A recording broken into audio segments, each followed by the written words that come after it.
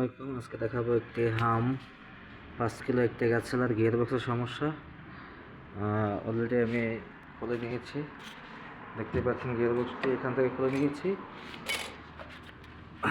এখান থেকে খুলে নিলাম, মোটর খুলেছি, টুম্বা খুলেছি। এরপরে নতুন একটি এনে দোকান থেকে লাগিয়ে দেবো। ধন্যবাদ সবাইকে। এবং আমার চ্যানেলটিতে নতুন হয়ে থাকলে অবশ্যই আমার চ্যানেলটি সাবস্ক্রাইব এবং বেল বাটনটি ক্লিক করে রাখবেন নতুন নতুন ভিডিও পাওয়ার জন্য।